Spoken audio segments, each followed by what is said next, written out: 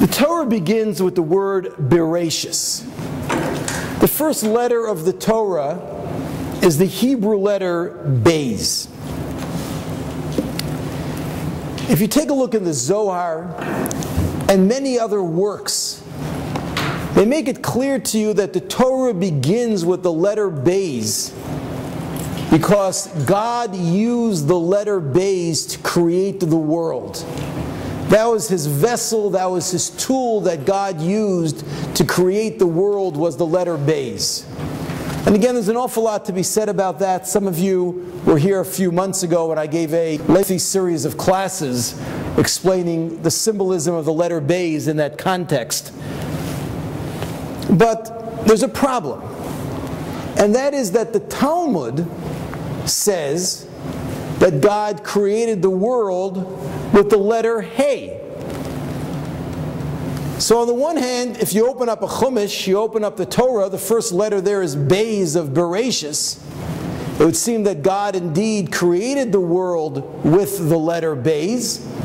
But then we have the Talmud telling us that God created the world with the letter Hey. And actually the source for that is, some of you may be familiar, that if you study Bereshis, the book of Genesis, it seems to tell the story of creation twice. First there's Bereshis, and then later on, after it goes through all 7 days of creation, the Torah seems to kind of start repeating the story again. At that time it says, Eila toldos shemayim va'aretz, these are the happenings of the heavens and the earth, bihi baram. And the Talmud says the word bihi baram should be understood as behei baram. That with Hey, with the letter Hey, God created the world. So what's going on over here? What letter did God use to create the world? And what does that mean anyway, that God used letters to create the world? What does that symbolize? What does that mean to us? We'll come back to that soon also. So we've got a lot of stuff we've got to keep over here in our minds as we move along. I want to share with you something else interesting that the Zohar says. We'll go back again to the word Bereshis. Again, what does Bereshis mean? In the beginning. How many people here are familiar with the concept of gematria? Is anybody familiar with the concept of gematria? What gematria means is that every Hebrew letter has a certain numerical value. And there are times that we can make certain connections amongst words and concepts based on the numerical value of the word. So if we take a look at the word Bereshis, and we're going to work our way through the numerical value of the word and then have some fun with that. The letter Beis is 2. Resh is 200. Aleph is 1. Shin is 300. Yud is 10. And Tuf is 400. Don't bother adding them all up because I'm not going to bother either.